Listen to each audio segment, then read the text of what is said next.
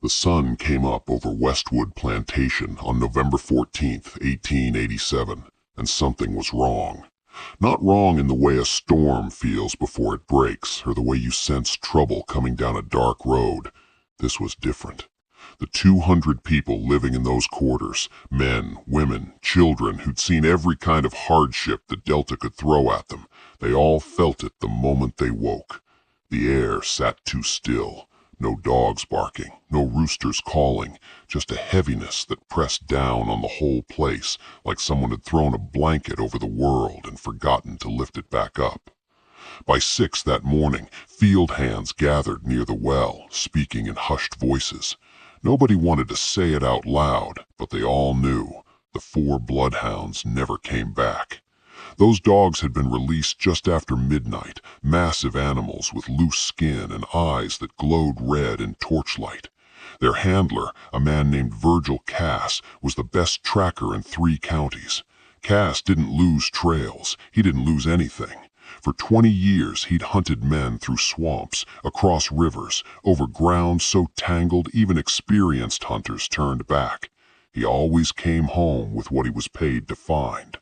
But at dawn, Cass was discovered 3 miles from the main house, sitting with his back against a cypress tree. His clothes were soaked through. His rifle lay in the mud beside him, and when Howell Drummond, the plantation overseer, shook him by the shoulder and demanded to know what happened, Cass just stared straight ahead. His lips moved, but no sound came out. His eyes looked like someone had reached inside his skull and scraped out everything that made him Virgil Cass. The dogs? Gone. Vanished into the bottomland forest like they'd never existed. And the boy they'd been sent to hunt, a 12-year-old named Ezekiel Freeman, he was gone too. Martha Drummond, the overseer's wife, would later tell a reporter from the Memphis Appeal that the silence that morning felt wrong, like the air itself was holding its breath. She said she stood on her porch with her coffee and listened for the usual sounds: mules braying, axes splitting wood, children running between the cabins. But there was nothing, just that terrible quiet, thick enough to choke on. What made it worse was the night before. Around midnight, those hounds had been released near the quarters where Ezekiel slept. They'd picked up his scent immediately, baying so loud that it woke half the county. Deep, triumphant howls that echoed across the cotton fields and into the woods. Everyone heard them. Everyone knew what those sounds meant.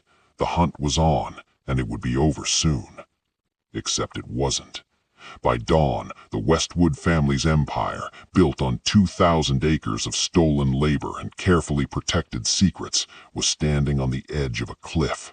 Within 3 months, Colonel Thaddeus Westwood would be dead, his fortune scattered, his name destroyed, the plantation itself carved up and sold to strangers. All because of what happened in those woods. So, here's the question nobody could answer, the one that would haunt Yazoo County for decades. What did Virgil Cass see out there? What made a man who'd tracked fugitives for 2 decades just stop? What made 4 trained bloodhounds, animals bred specifically to hunt human beings, refuse to come home? And where was Ezekiel Freeman? To understand what happened that November night, you have to go back 2 years, to the spring of 1885, when Ezekiel first appeared at Westwood. The plantation ledger recorded his arrival in Howell Drummond's cramped handwriting. April 16th, 1885. Boy, age uncertain, acquired Mobile, $40. That was it. No name, no family, no history. Just another piece of property logged between a shipment of seed cotton and a replacement plow blade. When Ezekiel stepped off the wagon that brought him upriver from Mobile, the other children stopped playing. He was small, maybe 10 years old, maybe younger, hard to tell. His arms were thin as kindling, his cotton shirt hanging loose on his frame. But it wasn't his size that made people stare. It was his eyes. They were light, not quite gray, not quite green, the kind of eyes you didn't expect to see on a black child in Mississippi in 1885. Eyes that caught the sun in a way that made folks uncomfortable, like he could see things he wasn't supposed to. Drummond assigned him to the children's work crew, cotton sack duty, hauling water from the well, patching holes in cabin roofs, simple tasks for small hands.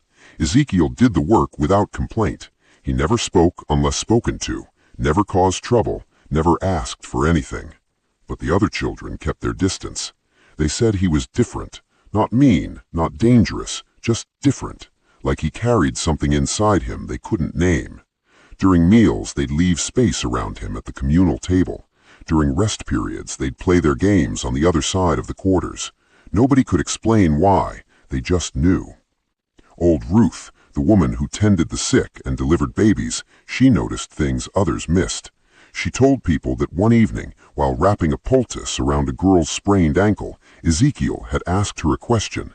"You ever heard of a place called Iberville Parish?" Ruth stopped what she was doing. Iberville Parish was in Louisiana, deep in Creole country, 300 miles south. No child at Westwood should know that name. "Where'd you hear about Iberville?" she asked. Ezekiel had looked at her with those unsettling eyes. "I don't know, I just feel like I've been there." The way Ruth described it later, he hadn't asked like a curious child. He'd asked like someone trying to remember a dream that kept slipping away. Then there were the whispers about his literacy. Nobody had seen him with a book, but twice, field hands claimed they'd spotted him scratching words in the dirt with a stick. Real words, not drawings, words spelled correctly. Reading was forbidden, writing even more so. If Drummond caught him, it would mean a beating at minimum. But what troubled people most was the way the colonel watched him. The colonel rarely came down from the main house. He left the daily operations to Drummond. But every few days, workers would spot him standing at his second-floor window, hands behind his back, staring down at the quarters, and his eyes were always on the same child, Ezekiel Freeman, the boy who shouldn't have been there, the boy who remembered things he'd never learned, the boy whose very existence seemed to make the colonel nervous. People wondered why. They just didn't wonder out loud. Westwood Plantation stretched across 2,000 acres of the richest soil in Mississippi, black earth deposited over centuries by the Yazoo River flooding and retreating, building land so fertile you could almost watch things grow. Colonel Thaddeus Westwood had claimed this territory in 1842, back when the Delta was still being carved out of wilderness. He'd come from Virginia with family money and big plans. By 1850, he was running one of the most profitable cotton operations in the state. Hundreds of enslaved people working fields that seemed to go on forever. A main house that looked like something out of a European painting, white columns, wrap-around porches, windows that caught the sunset just right. Then the war came. Then the war ended. Most plantations collapsed. The labor system they'd built their wealth on was suddenly illegal. Fields went fallow. Great houses fell into disrepair. Families that had ruled the Delta for generations packed up and left. But not Thaddeus Westwood. He adapted. See, the law said you couldn't own people anymore, but it didn't say much about what you could do to people who owed you money, or people convicted of crimes, or people who signed contracts they couldn't read.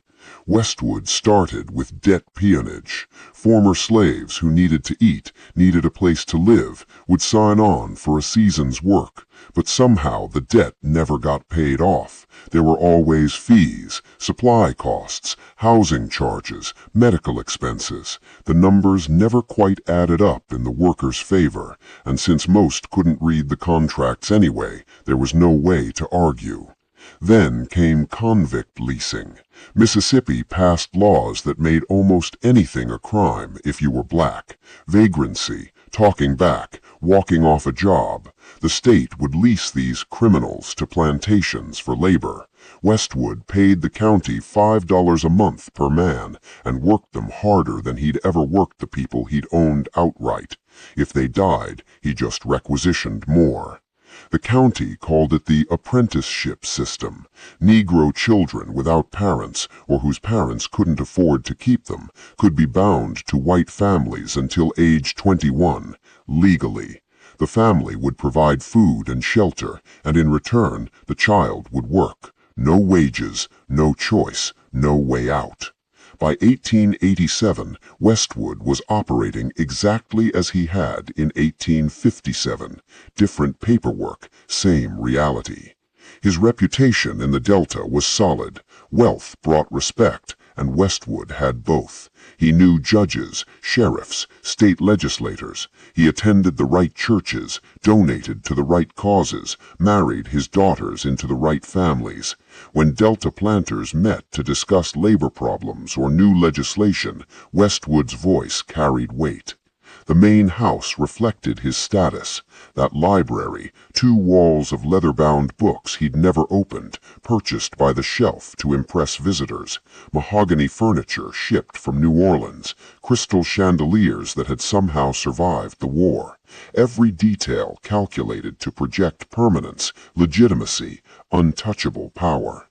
Howell Drummond ran the daily operations. He'd come up from Georgia after the war, looking for work that suited his particular talents. Drummond understood violence the way some men understand mathematics, when to use it, how much, what it accomplished. He kept the workers productive through fear and routine punishment. The colonel appreciated efficiency. Among Delta planters, there was an unspoken agreement: protect each other's methods, cover each other's scandals, present a united front against any threat to their control. What happened on one plantation stayed there. Questions weren't asked, records weren't examined too closely. But despite all this power, despite all this careful construction, Colonel Westwood had been afraid for 2 years. Afraid of a 12-year-old boy with light eyes. Afraid of what that boy represented, what he could claim, what he could destroy. Some things were worth killing for. Some secrets required blood to keep buried. The man who arrived at Westwood Plantation on August 23, 1887, carried a leather satchel that never left his hand. His name was Silas Pruitt, and he'd come upriver from Natchez on the morning boat. He was maybe 40 years old, lean, with sharp eyes that missed nothing. The kind of lawyer who didn't take cases for justice, he took them for the fight.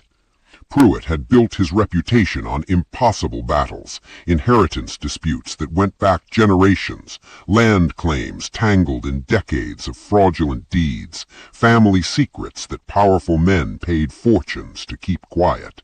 He specialized in finding leverage.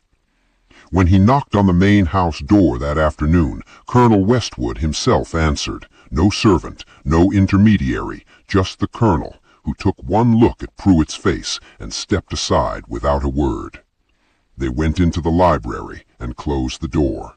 4 hours later they were still in there. The house staff, 3 women who cleaned and cooked, noticed things. They always did.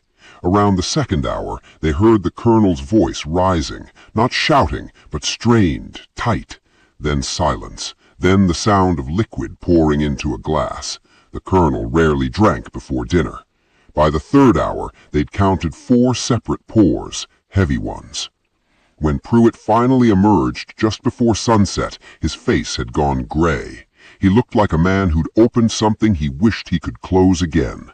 He nodded once to the colonel, adjusted his grip on that leather satchel, and left without another word. Colonel Westwood stood in the doorway of the library for a long moment. Then he walked to the window overlooking the quarters.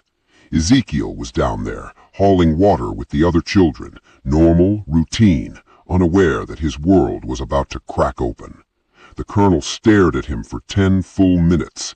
When he finally turned away from the window, his hand was shaking so badly he had to set down his whiskey glass to keep from spilling it.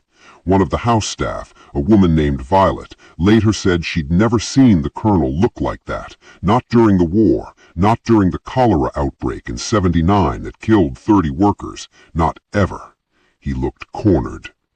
That night, tension filled the main house like smoke. The staff moved quietly, speaking in whispers, sensing that something had shifted. They didn't know what Pruitt had brought in that satchel. They didn't know what documents he'd shown the colonel or what threats he'd made, but they knew danger when they felt it. Down in the quarters, Ezekiel ate his evening meal of cornbread and beans. He washed his tin plate in the communal basin. He lay down on his pallet in the cabin he shared with 6 other children. He fell asleep to the sound of crickets and distant frogs calling from the river bottoms. He had no idea that up in the main house, Colonel Westwood was pouring himself another drink with a trembling hand, staring out into the darkness, trying to decide what a 12-year-old boy's life was worth. Howell Drummond made his midnight rounds the same way every night. Lantern in one hand, walking stick in the other, checking each cabin to make sure everyone was accounted for. When he reached the 3rd cabin and counted the pallets, he came up one short. He counted again. Then he kicked the nearest sleeping child awake. "Where's the Freeman boy?" The child blinked up at him, confused, pointed to an empty spot near the wall. Ezekiel's thin blanket lay folded. His tin cup sat beside it, but the boy himself was gone. Drummond's jaw tightened. He stepped outside and blew 3 sharp blasts on the whistle he kept around his neck. Within minutes, lanterns blazed across the quarters. Workers stumbled out of their cabins, disoriented, frightened. Drummond barked orders: check the other cabins, search the yard, look near the well, the barn, the cotton gin, move fast. Then something unprecedented happened. Colonel Westwood himself came down from the main house, still in his nightshirt, boots unlaced, moving faster than anyone had seen him move in years. His face wasn't angry, it was afraid, raw, obvious fear that he didn't bother hiding. He grabbed Drummond by the arm. His voice came out low, urgent. "Find him before dawn." Drummond nodded, already turning to mount his horse. He'd send riders to the neighboring plantations, alert them to watch the roads, the river crossings. "No," the colonel's grip tightened. "No riders, no alerts. You handle this quietly, just you and whoever you need. Keep this contained." Drummond stared at him. Runaways always triggered a county-wide response. That's how you caught them. Cast a wide net, block the exits, run them down before they got too far. But the colonel's expression left no room for argument. "Quietly," he repeated. What neither of them knew, what they couldn't have known, was that Ezekiel hadn't run on impulse. 3 days earlier, he'd been hauling water past the main house when he heard voices through an open library window. He'd stopped, listening without meaning to, the way children do. Fragments of conversation drifted out, words that didn't make sense at first. Unacknowledged claim to the estate. Marcus acknowledged paternity in writing. Evidence that can't be disputed. The boy's legal identity. Then Colonel Westwood's voice, sharp and cold. "That child has no identity, no past, no claim to anything. I made certain of it." And Pruitt's response, "Except you didn't, because his mother kept proof." Ezekiel had stood there, water bucket growing heavy in his hands, his mind trying to make sense of what he was hearing. Marcus, paternity, legal identity, his mother. His mother. He didn't remember her, didn't remember anything before the orphanage in Mobile. But hearing that word, mother, something shifted inside him, like a door he didn't know existed suddenly cracking open. He understood enough to know his life was a lie, that the people who controlled him knew more about who he was than he did, that if he stayed, he'd never learn the truth. So that night, when the quarters finally went quiet, Ezekiel slipped out. He didn't run toward the river or the road. He ran west into the bottomland hardwood forest that stretched for miles, dense tangles of oak and cypress, standing water that never dried, mud so deep it could swallow a man whole, places even experienced hunters avoided because the land itself fought back.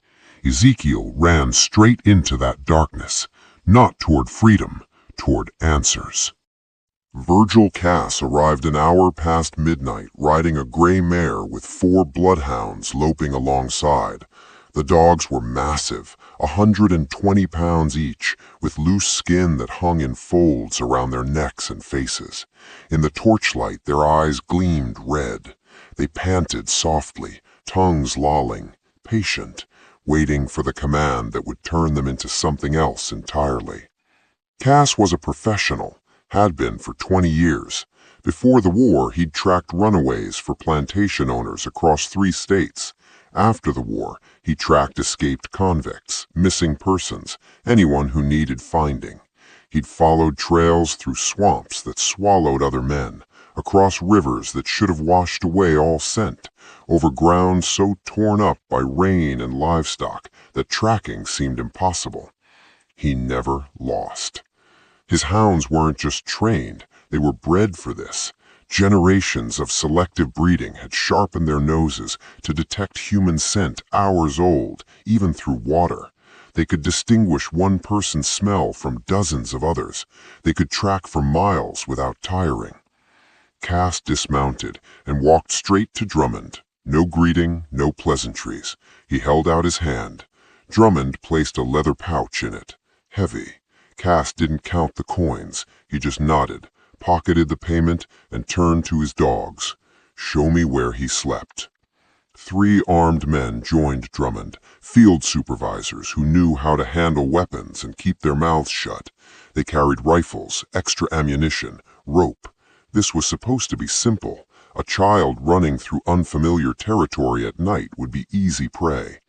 Cass led the hounds to the cabin where Ezekiel had slept.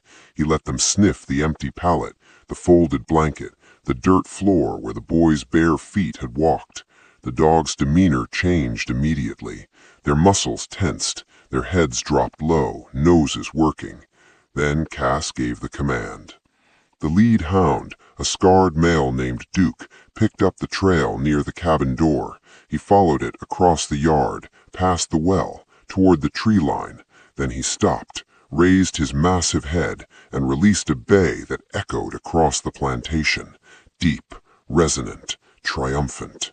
The other 3 hounds joined in, their voices blending into a sound that made people in the quarters pull their blankets tighter. That sound meant the hunt was real. It meant someone was about to be caught. Cass moved fast, following his dogs into the darkness. Drummond and the 3 armed men went after him, lanterns swinging wildly, boots splashing through mud as they entered the tree line. The hounds bayed again, voices growing distant, swallowed by the forest. Colonel Westwood stood alone in the yard, listening. Workers who saw him that night said his face looked strange, not relieved that the dogs were on the trail, not satisfied that justice was being served. He looked resigned, like a man watching something inevitable unfold, something he'd tried to prevent but knew deep down would happen anyway. The sound of the hounds faded west, deeper into the bottomland forest. The colonel turned and walked back toward the main house. His hands were shaking. To understand why Colonel Westwood was so afraid, you have to go back 12 years, to the spring of 1875, in Iberville Parish, Louisiana. That's where Celeste Boudreau lived. She was a free woman of color, which in post-war Louisiana meant something complicated. Her grandmother had purchased her freedom in 1840 with money earned from years of selling herbs and medicines in New Orleans. That freedom had passed down through 2 generations, along with 40 acres of good land near the Bayou Lafourche. Celeste had been educated at a convent school in New Orleans. She could read Latin, speak French, and manage accounts better than most white men in the parish. She owned her land outright, had the deed to prove it. She was 23 years old, unmarried, and careful about who she trusted. Then she met Marcus Westwood. He was the colonel's younger brother, 11 years younger to be exact. Where Thaddeus was calculated and cold, Marcus was impulsive, charming. He'd come to Louisiana to manage a shipping operation out of Baton Rouge, but mostly he drank and gambled and visited women he shouldn't have been visiting. He and Celeste met at a market in the fall of 1874. By winter, he was spending nights at her house, making promises that free women of color had heard before and knew better than to believe. But Marcus put it in writing. He wrote her a letter acknowledging their relationship, acknowledging that if she bore him a child, that child would be his legal heir, entitled to a portion of the Westwood estate. He signed it, dated it, had it witnessed by a notary in Baton Rouge who owed him money and couldn't refuse. Marcus died 6 months later, in March of 1875, drowned in the Mississippi River under what the coroner called suspicious circumstances. Some said he'd been drinking and fell off a steamboat. Others said he'd been pushed. Nobody investigated too hard. Celeste was 5 months pregnant. When the Westwood family found out, they moved fast. Thaddeus sent a lawyer and 2 hired men to Iberville Parish. They brought forged documents showing Celeste owed money she'd never borrowed. They bribed a parish clerk to alter property records. They had a judge, a man who'd served with Thaddeus during the war, declare Celeste mentally unfit to raise a child or manage property. It took them 3 weeks to strip away everything she had. The land was seized, the house sold at auction to pay the fabricated debts, and when Celeste gave birth to a son in May of 1875, the child was taken from her arms before she'd even chosen a name. He was placed in an orphanage in Mobile, Alabama. His birth record was altered to list his parents as unknown, his mother's name erased, his father's identity buried. Celeste tried to fight. She hired a lawyer with money she didn't have, but a free woman of color in 1875 Louisiana had no real standing in court, especially against a family like the Westwoods. Every door she knocked on closed in her face. She kept one thing, though. That letter Marcus had written, the one acknowledging paternity, the one naming her child as heir. She sewed it into the lining of a Bible, a family Bible that had belonged to her grandmother. She took that Bible to a priest at St. Joseph's Church in Plaquemine, a man she'd known since childhood.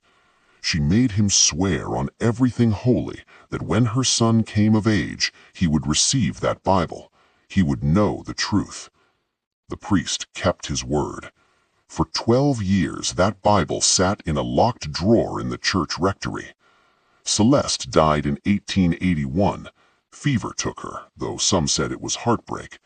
The priest kept his silence, kept his promise, until 3 months ago, when he lay dying himself. He confessed the whole story to Silas Pruitt, who happened to be visiting Iberville Parish on an unrelated case. Pruitt was the kind of lawyer who recognized opportunity when he heard it. He tracked down the orphanage records, found a boy listed as arriving in May 1875, approximate age newborn, origin Baton Rouge area. He followed the trail through a decade of transfers, labor contracts, and falsified paperwork, straight to Westwood Plantation, where Colonel Thaddeus Westwood had acquired his own nephew under a false name, knowing exactly who he was, planning to keep him hidden until time or accident solved the problem permanently. The hounds moved through the bottomland forest like they'd been bred for it, because they had.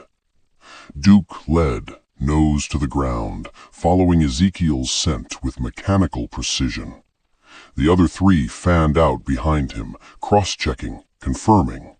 Cass followed close, reading their body language the way other men read newspapers. Behind him came Drummond and the 3 armed supervisors, lanterns casting wild shadows through the trees. They were confident. This was what they did. A 12-year-old boy running through unfamiliar woods at night stood no chance against trained hounds and armed men who knew this territory. The November woods pressed in around them, cold, dark, oppressive. Oak and cypress so thick the moonlight barely penetrated. Standing water reflected their lantern glow in broken fragments. The air smelled of rot and river mud and something older, something that had been decomposing in this darkness for centuries. Their boots splashed through shallow pools, dogs panted, their breath visible in the cold air. Branches snapped underfoot. Somewhere distant, an owl called once, then went silent. They'd covered maybe 2 miles when it happened. The hounds stopped. Not gradually, not slowing down to investigate something. They just stopped. All 4 of them, simultaneously, like they'd hit an invisible wall. Duke's head came up, his ears flattened. He turned in a tight circle, whining low in his throat. The other 3 did the same, circling, whining, refusing to move forward.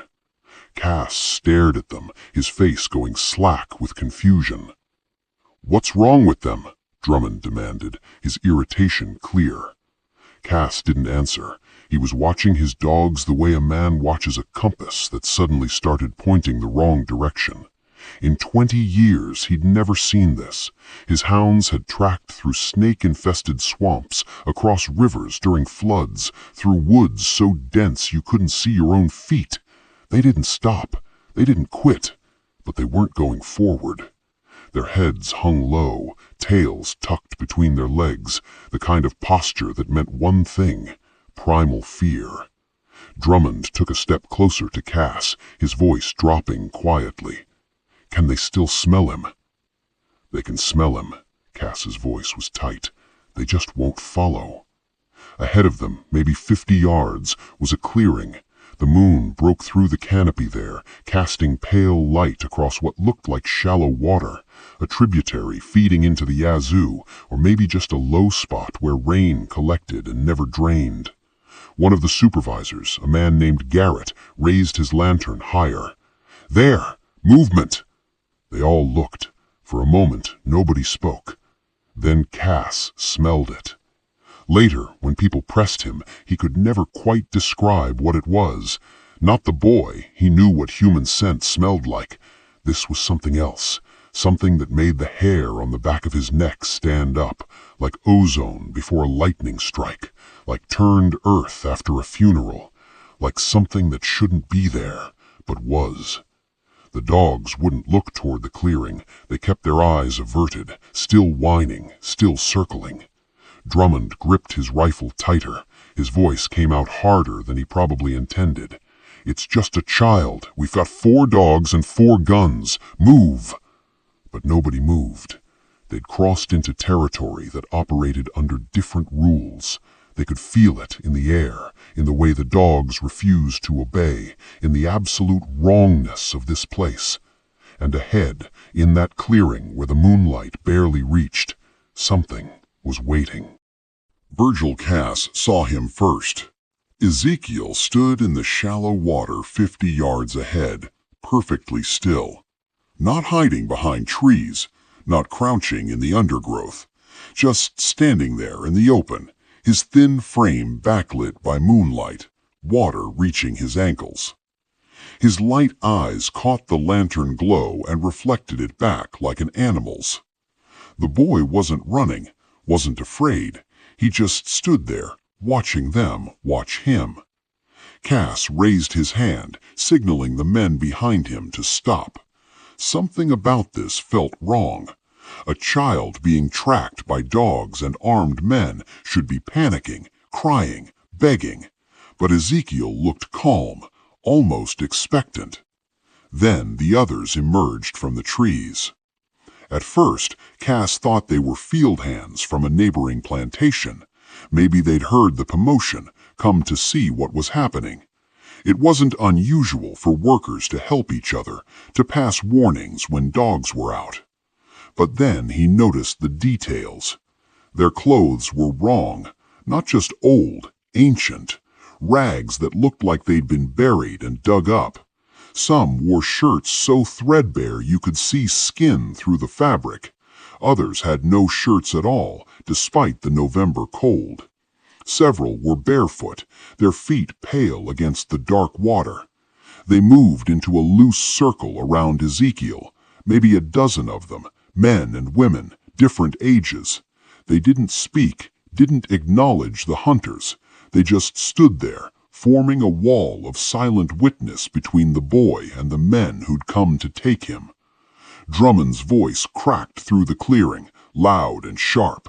"Step aside. That boy is property of Colonel Westwood." None of them moved. None of them even looked at him.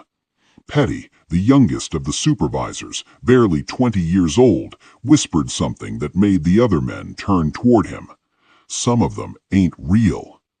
Cass felt his stomach drop because he'd been thinking the same thing and hadn't wanted to say it out loud. In the uncertain mix of moonlight and lantern glow, it was impossible to tell where shadow ended and flesh began. Some of the figures standing in that water seemed too still, too faint, like they were present but not entirely there, like you could see the trees behind them if you looked hard enough. One woman stood directly behind Ezekiel, her hand resting on his shoulder. Her face was clear in the light, strong features, proud bearing, but her edges seemed to blur, to fade in and out like breath on glass. Garrett raised his rifle, then lowered it. What was he supposed to shoot? Shadows? Memories? The dead? Because that's what they were looking at. Every man there knew it, even if they couldn't say it. These weren't people from neighboring plantations. These weren't living, breathing human beings who'd wandered into the wrong place at the wrong time. These were the ones who'd run before, the ones who'd been caught, punished, killed, the ones whose bodies lay in unmarked graves scattered across the delta, swallowed by swamps and rivers and bottomland mud. They'd come back, and they were standing between Ezekiel Freeman and the men who meant to drag him into captivity. Virgil Cass turned around, just turned around and started walking back the way they'd come.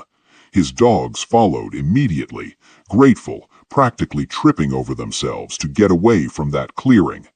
Drummond shouting after him, "Cass, we paid you to—" But Cass kept walking. He didn't run, didn't panic. He just walked with the steady determination of a man who knew when he was outmatched. Drummond and the three supervisors stood frozen for a long moment, weapons hanging useless in their hands. They were staring at something they couldn't explain, couldn't fight, couldn't control. One by one, they retreated. Behind them in that clearing, Ezekiel remained standing in the water, surrounded by the silent circle, protected by something older than law, stronger than violence, more permanent than any document Colonel Westwood could forge. The dead had claimed him as their own. When dawn broke over Westwood Plantation, the silence was so complete that people later struggled to describe it. Not quiet, silence, a heavy, pressing absence of sound that made your ears ring. Workers emerged from their cabins slowly, hesitantly, like people waking from a shared bad dream. They looked at each other with questions they couldn't voice. Something had changed during the night. They could feel it in their bones. Someone found Virgil Cass just after sunrise, sitting with his back against a cypress tree 3 miles west of the main house. His clothes were soaked through. His rifle lay in the mud beside him. His dogs were gone. When they shook him, his eyes opened, but he didn't speak, didn't respond to questions, didn't seem to register their presence at all. His eyes weren't afraid, they were emptied, like someone had reached inside his head and scooped out everything that made him Virgil Cass, left just the shell sitting there. Drummond and the 3 supervisors returned an hour later. They walked past the gathered workers without making eye contact, without offering explanations. Their faces were blank.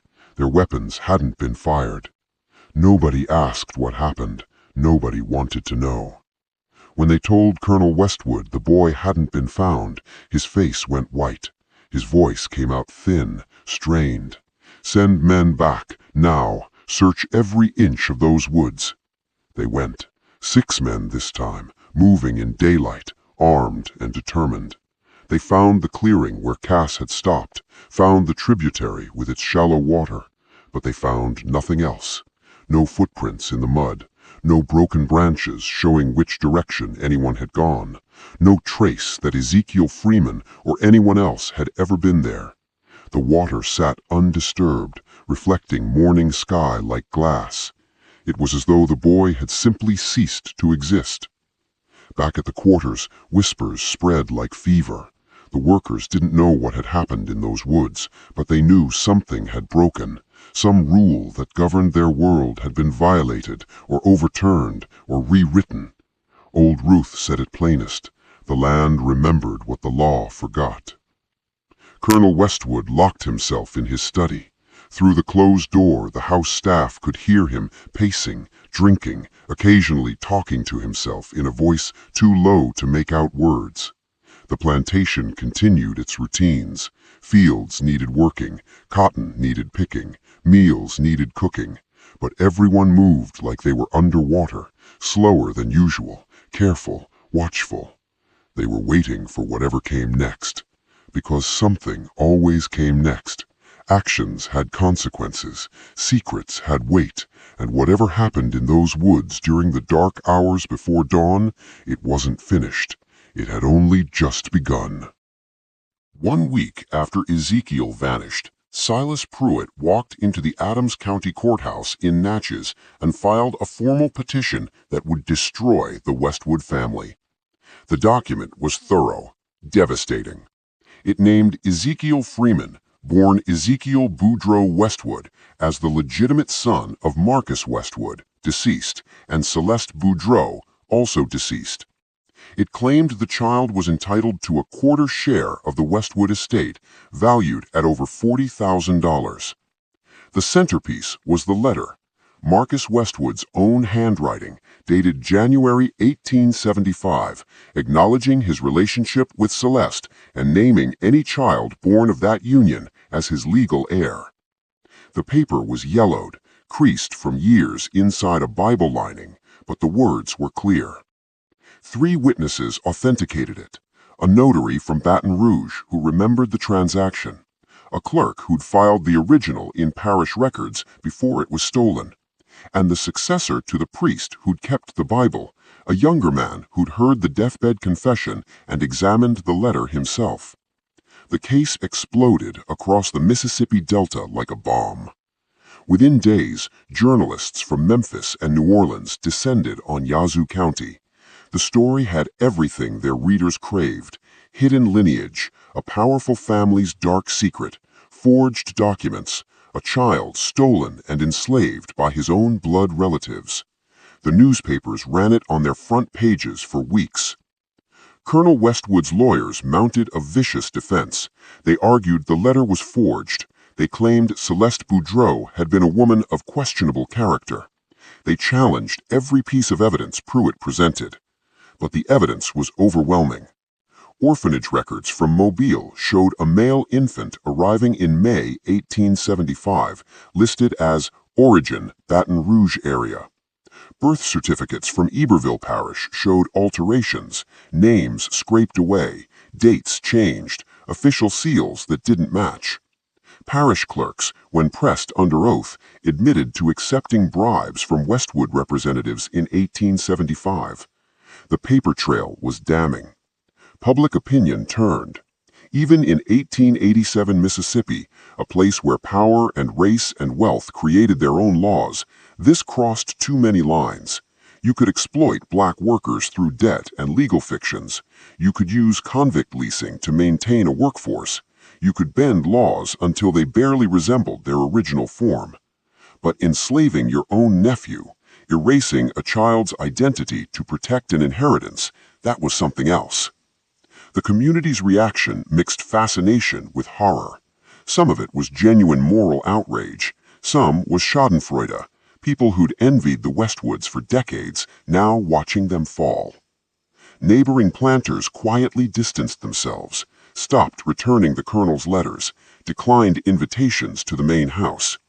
Thaddeus Westwood became isolated. His daughters stopped visiting. His business partners found reasons to end their associations. He moved through his own house like a ghost, drinking bourbon at noon, standing at windows, staring at nothing. The trial stretched through November and December. Former parish clerks testified.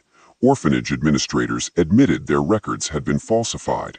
Pruitt presented letter after letter, document after document, building a case that couldn't be refuted.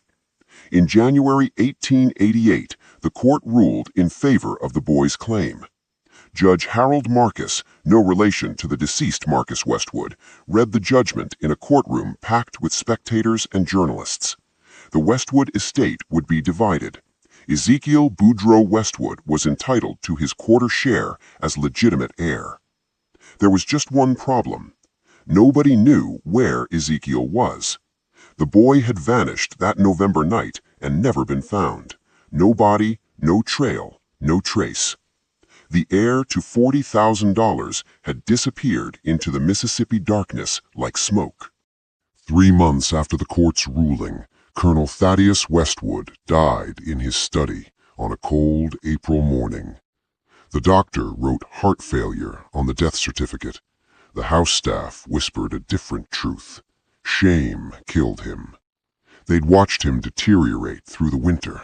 The drinking increased, the pacing at night, the long silences broken by sudden outbursts of rage directed at no one in particular.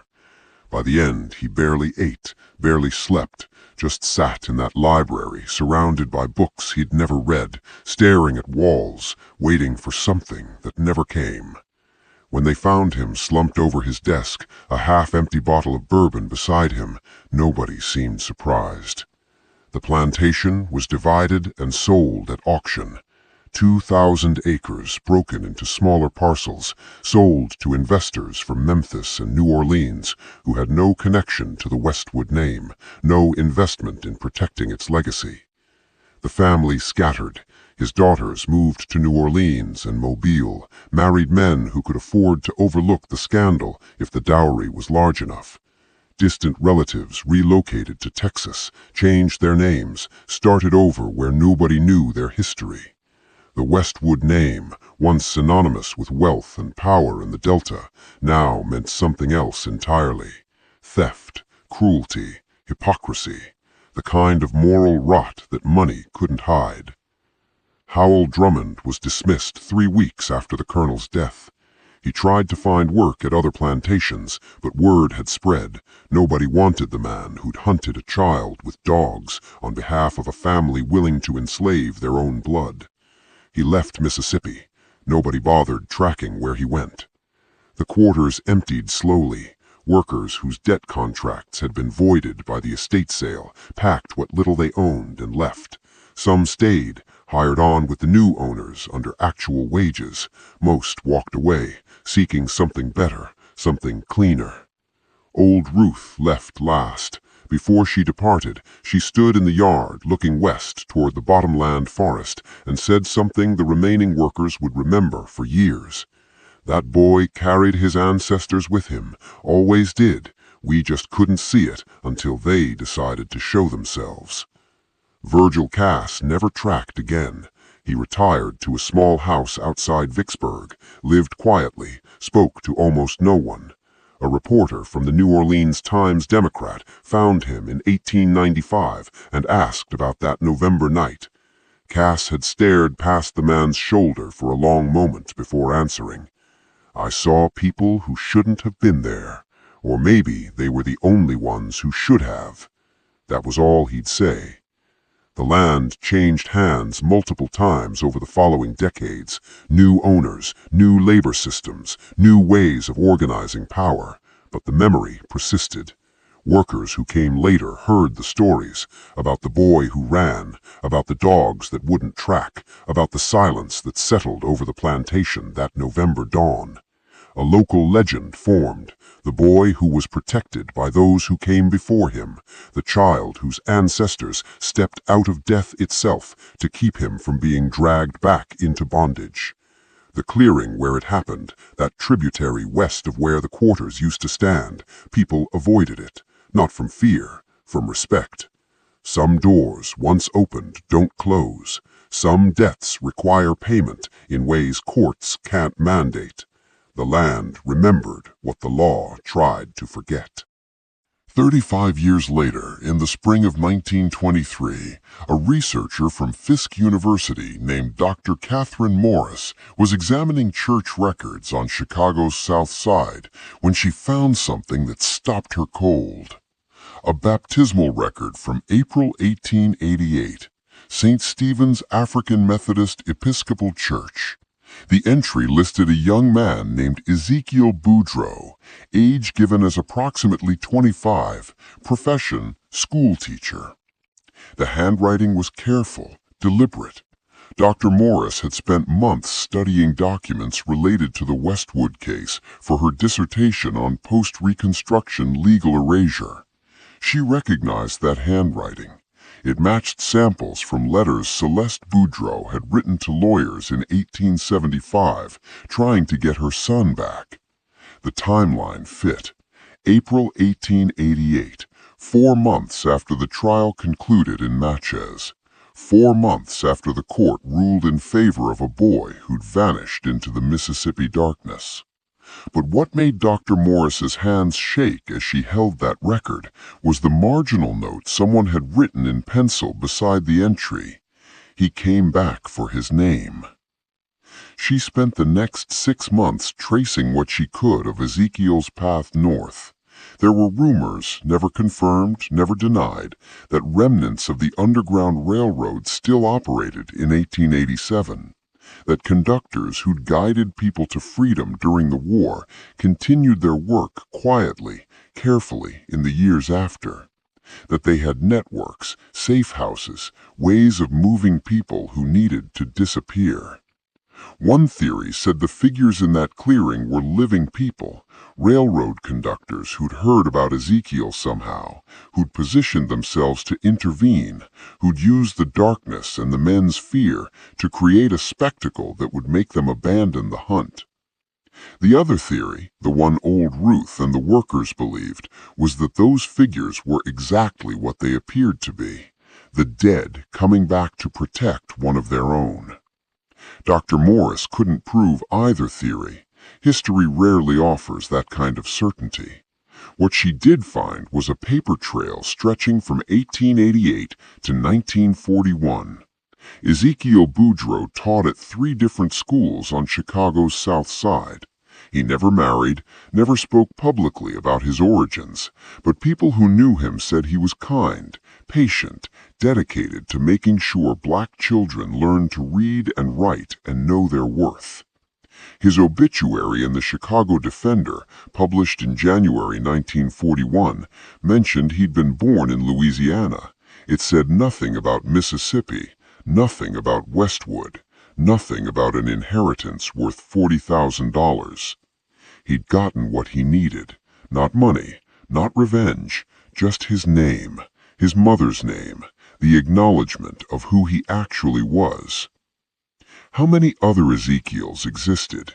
How many children had their identities erased by systems of power designed to protect white wealth? How many names were stolen, buried under forged documents and bribed officials and legal fictions? We'll never know the full count. The records were destroyed, altered, lost deliberately. The people who might have told their stories died without speaking them aloud, or spoke them to people who didn't write them down. But some truths persist despite everything designed to bury them. Some stories survive because they matter too much to forget. That clearing west of where Westwood Plantation used to stand, it's still there, overgrown now, part of a nature preserve. But locals still avoid it, not from fear, from respect. They know what happened there. They know what it represents.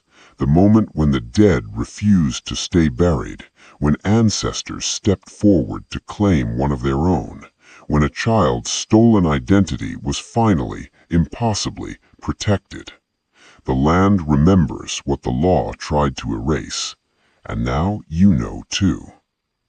If stories like this matter to you because they expose the buried truths that shaped this country, because they honor the people whose names were stolen and whose lives were erased, join us, subscribe to this channel, share this story, and hit that notification bell so you don't miss the next chapter of hidden American history.